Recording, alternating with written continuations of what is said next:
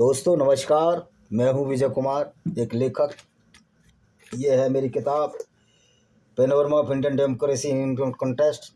तो दोस्तों आज हम चर्चा करेंगे हमारे मैं उन यूट्यूबर और पत्रकारों से बिल्कुल सहमत नहीं हूं जो एक तरफा बात करते हैं। या तो मोदी जी की बुराई करते हैं या मोदी जी की अच्छाई के पीछे उनके अंधभक्त बन जाते हैं।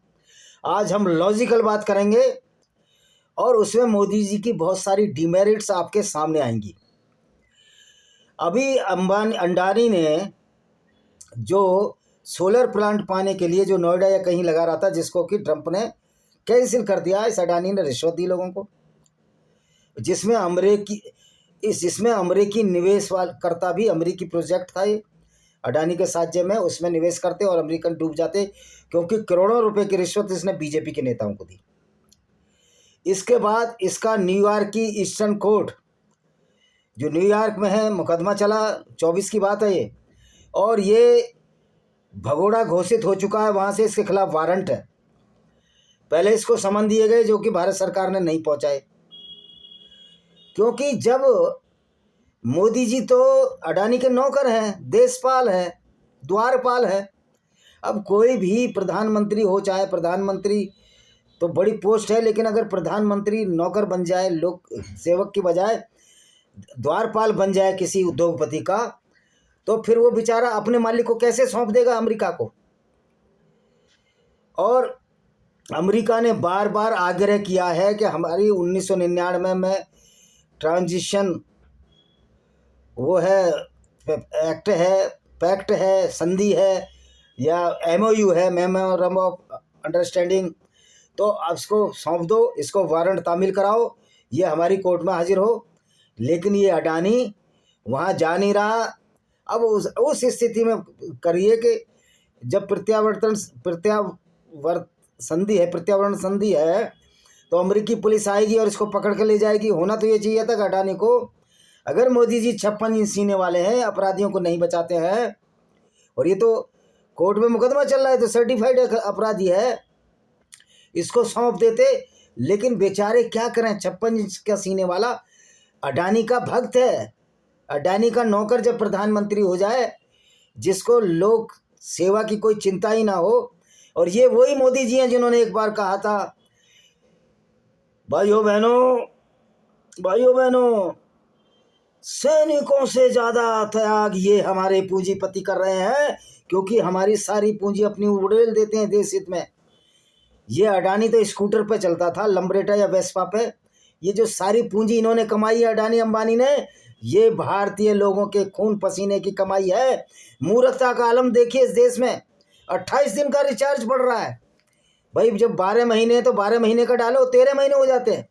अब लगा जी 28 दिन गुणा कर दीजिए 12 से, 12 अट्ठे 96, 6 12 दूनी 24, 6 306, कितने हुए 12 का 12 अट्ठे 96, 6 12 दिन 24, 316 दिन। और फिर कितने बचते हैं, मतलब 316 हुए, 28 12 अट्ठे 12 65 12 5 72 12 7 84 12 अट्ठे 96 6 9 और 12 दूनी 24 और 9 31, 316 दिन, यानी कि 14 महीने का ये रिचार्ज ले रहे हैं। 14 महीने कुछ गलत लग रहा है मुझे अंदाजा, 2-3 दिन 12 36, हाँ 13 महीने से भी ज़्यादा का ही रिचार्ज ले रहे हैं और साल का रिचार्ज बता रहे हैं। और हमारे मौनी बाबा मनमोहन सिंह को गाली देने वाले लोगों, मनमोहन सिंह मौनी बाबा जरूर थे, लेकिन मनमोहन सिंह ने न्यूक्लियर ट्रीटी पर साइन नहीं किया था। और मोदी जी को रोज गरिया रहे हैं ये ट्रंप साहब, लेकिन मोदी जी मौन हैं, क्योंकि मोदी जी के कुर्ते की जेबों में इतने गुनाह भर चुके हैं दोस्तों। अब उसका पटाक्षेप होने वाला है। डरे हुए लोग हैं ये। और मैं उन पत्रकारों को भी कहना चाहता हूं कि मुसलमान और हिंदू की बात ही नहीं है इसमें। इस्लाम हमेशा गंदा है, गंदा रहेगा। जिस तरह मैंने मनीष वर्ती को डिबंक किया है, और सारी जो धर्म है जो मनुष्य द्वारा चलाए गए, उनमें कुछ ना कुछ गलतियां होती हैं। लेकिन आप हिंदू मसले पर भी मोदी जी आप कहाँ पावरफुल हो, कहाँ 56 इंच का सीना आपका सीना तो मुझे लगता है अगर नाप लिया जाए तो मेरे से भी कम है। मेरा 39 इंच है, मोदी जी का नाप लेना। तो भाई आप 56 इंच के, चलो मान लिया जगह, आप तो देवीय शक्ति से पैदा हुए, डिवाइनल है। आपके तो माता पिता ने शादी बेकार कर दी, आपके माता और पिता ने शादी ही गलत करी। जो माँ ने अपनी कोख से ऐसा डिवाइन पुत्र पैदा किया जो उनको माँ ही नहीं मानता, क्योंकि डिवाइन का मतलब है सीधा आकाश से उतरना। तो मोदी जी आपने अपने माँ बापों का भी अनादर किया है। और ये डिवाइन बेटा जब वहाँ बैठा हुआ था, कहाँ बैठा हुआ था ये डिवाइन बेटा? हमारे मोदी जी, आदरणीय प्रधानमंत्री जी, ये डिवाइन बेटा जो बिना माँ से पैदा हुआ, जब रामेश्वरम में विवेकानंद टेम्पल में ध्यान कर रहा था, अगले दिन रिजल्ट आया, ये डिवाइन बेटा मेजोरिटी नहीं ला पाया बीजेपी की, 240 सीटें रह गई तीसरी बार में इस डिवाइन बेटे की। इस डिवाइन बेटे को पता ही नहीं था कि यूपी में कितना बड़ा टेंट लगने जा रहा है, ये तुम्हारी पॉलिसियों से, योगी जी की पॉलिसियों से नहीं। फिर इस डिवाइन बेटे को ये नहीं मालूम कि अंकिता भंडारी भी हिंदू ही थी, और उसको भी नोच नोच कर इन आरएसएस और बीजेपी के गुंडों ने खाया। उसकी आत्महत्या हो गई। वंतरा रिजॉर्ट जो पुलकित आर्य का है, इसका बाप बीजेपी में था, दुष्यंत गौतम बीजेपी का महामंत्री है। अब कोई मोटरसाइकिल सवार नहीं आता इनको सबक सिखाने के लिए। इस्लामिक आतंकवादियों के लिए मोटरसाइकिल सवार आ रहे हैं। तो भाई ये भी कौन से इस्लामिक आतंकवादियों से खतरनाक है? इस्लामिक आतंकवादियों को मारना तो हर काफिर का फर्ज है, मैं इस बात को कहता हूं। लेकिन ये तो राम के वेश में छिपे हुए रावण का कब वध होगा? और मुस्कर सिंह धामी जो देखने में इतना धूर्त लगता है शकल से ही, चेहरे पर हंसी आ रही है। लड़की का बलात्कार हो गया, इसकी लड़की, इसकी बहन बेटियों के साथ जब बलात्कार होगा तो इसको पता लगेगा। शकल से ही ऐसा लगता है कि इसकी शकल देखने से खाना नहीं मिलेगा हमको। एक वो विजय गोयल है राक्षस, एक अतुल गर्ग के, ये कुत्तों के पीछे पड़े मूर्ख। गाय को यहाँ मैं देखता हूँ, जहाँ भी जाता हूँ, ये आरएसएस बीजेपी के लोग गाय को क्या देते हैं पता है? सड़ी हुई मटर के दाने, जो रोटी इनके घर से बच जाए वो जगह जगह दिल्ली और गाजियाबाद के चौराहों पर मिल जाएगी। ये राक्षसी प्रवृत्ति के लोग हैं, ये राम के वेश में छिपे हुए रावण हैं जो आरएसएस और बीजेपी में है। मैं सबको नहीं कह रहा, इसीलिए बहुत से लोग अब इस्तीफा दे रहे हैं। तो मोदी जी आप एक बात बताइए, आपके 56 इंच का सीना है, उसको लेकर अमेरिका चला गया वेनेजुला के राष्ट्रपति को, उसकी पत्नी समेत, तो क्या अडानी जी को नहीं उठा के ले जाएगा अमेरिका? अगर आप बार बार इग्नोर करोगे तो अमेरिका तो कह देगा भाई आप तो दे ही नहीं रहे थे। तब इस देश का मुंह क्या रह जाएगा? इस 56 इंच के सीने वाले प्रधानमंत्री को हम ओढ़ें या बिछाएं, क्या करें इसका? 56 इंच का सीना हो या 7 फुट का हो, अगर आपके काम लोगों के हित में नहीं है तो आप मूर्ख हैं, बेवकूफ़ हैं। मूर्ख बेवकूफ़ तो आप लगते नहीं, क्योंकि अडानी के पालने में झूलते हो आप। अडानी के लिए बाहर उसकी लॉबिंग करने जाते हो। याद रखो, जब पब्लिक एकत्र हो जाएगी तुम्हारा भांडा फूटेगा, ना अडानी बचेगा ना अंबानी बचेगा। ये जो पैसा है देश के लोगों का है और देश के लोगों को बांटो। मैं तो प्राइवेट जॉब देने वालों से भी कहना चाहता हूँ, अपनी सैलरी ठीक ठाक करो, अच्छा पैसा दो, मुनाफे के चक्कर में मत पड़ो। और मैंने देखा जितने भी पाखंडी हैं, चाहे वो दिल्ली हो, गाजियाबाद हो, बिलासपुर हो, छत्तीसगढ़ में कहीं भी हो, सबसे ज़्यादा भंडारे यही कराते हैं। दिन भर ये लूटते हैं लोगों को और फिर भंडारे करा देते हैं। गाय को माँ मानते हैं, कुत्तों के पीछे रिट पर रिट लगाते हैं। तो राक्षसों, एक दिन तुम्हारा विनाश निकट है, सन्निकट है। बस मौके की तलाश है लोगों को। और मोदी जी से मैं अपील करना चाहता हूँ, जिस सम्मान के साथ आए थे, जिन वादों के साथ आए थे, उन्हीं वायदों पर अटल रहो। ऐसा ना हो कि तुम्हारे जाने के बाद तुम्हारा कोई नाम लेवा ना बचे। और जब हिस्ट्री लिखी जाए कि ऐसा कायर प्रधानमंत्री आया था जो ट्रंप बार बार इनको धमका रहा है, लेकिन इसके मुंह से एक जवान का एक कतरा तक ना निकला।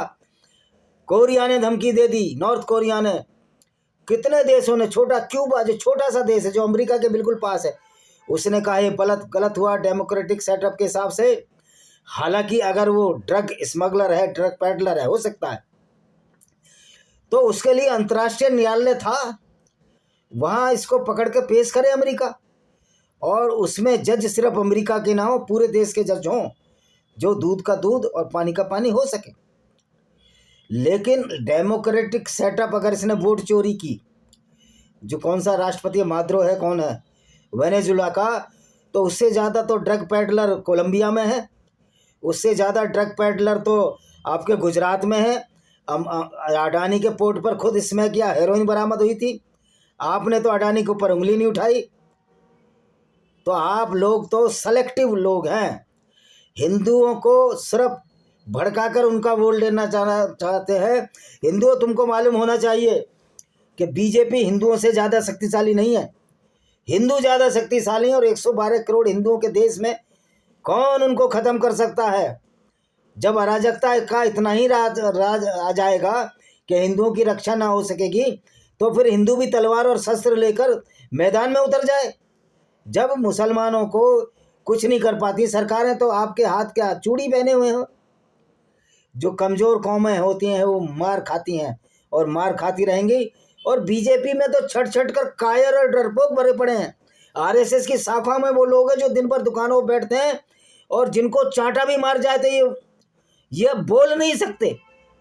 उनकी लड़ाई कौन लड़ रहे हैं? जिनको आप किसान जातियां कहते हैं। भाई प्रीत सिंह जी लड़ रहे हैं मस्जिदों के लिए, बीजेपी वाला कोई नहीं लड़ रहा। पिंकी चौधरी लड़ रहा है हिंदुओं के लिए, बीजेपी वाला कोई नहीं लड़ रहा। यति नरसिंहानंद सरस्वती लड़ रहे हैं हिंदुओं के लिए, बीजेपी वाला कोई नहीं लड़ रहा। जब मोदी को लगा कि मैं बनारस से हार जाऊंगा, तब इसको आया तुम्हारे मंगलसूत्र उखड़ जाएंगे।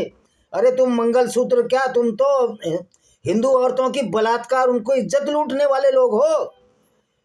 क्यों नहीं दुष्यंत गौतम को सामने आना चाहिए? वो बेटी जैसी थी, फिर 68 साल का वहां क्यों जा रहा था बंतरा रिजॉर्ट में, जो कि पौड़ी में है? तुम्हारे लिए कोई बेटी जैसी नहीं है। तुम राम के रूप में छिपे हुए भेड़िए हो, राम का नाम लेकर बलात्कारी हो, लुटेरे हो, देश को लूट रहे हो। गरीब आदमी दिन पर दिन खाने के लिए मोहताज होता जा रहा है और तुमने गरीबों की हैसियत एक भिखारी जैसी बना दी है। 5 किलो राशन पर आपने उनके दिमाग को खरीद लिया है। ये 5 किलो राशन वालों का हिस्सा भी उतना ही है जितना अडानी और अंबानी का है। जो तुम्हारे को बात करे, अगर तुम्हारी पार्टी को वोट ना दे वो हिंदू नहीं है। मैंने तुम्हारी पार्टी को आज तक वोट दिया, मैं तो आरएसएस की शाखाओं में भी जाता रहा हूँ। आप रिकॉर्ड चेक करा लें, मेरा मिल जाएगा आपको।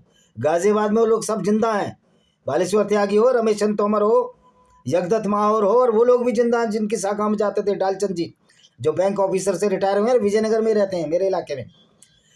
तो तुम जो नए नए बीजेपी हिंदुओं के नाम पर जो ये पाखंड चला रहे हो, अब ये पाखंड चलने वाला नहीं है। और हिंदू अपनी रक्षा खुद करेगा, हिंदू अपनी रक्षा विवेक और ज्ञान से करेगा, पाखंडों का पर्दाफाश करेगा सनातन वैदिक धर्म से। सनातन वैदिक धर्म को उसी आर्य समाज के उपदेश पर चलना होगा जो दयानंद सरस्वती ने चलाया था। यहाँ तो जातियों में जाति, जातियों में परजाति, जातियों में नानी, दादी, अम्मा, फूफा, चाचा ढूंढे जा रहे हैं। तो इस देश में मनुस्मृति जैसी मूर्ख किताब को अगर जलाया जा सकता है, तो ऐसी बीजेपी को जो राम के रूप में रावण है, राक्षस हैं, बलात्कारी हैं, क्यों नहीं इनको सत्ता से उखाड़ा जा सकता?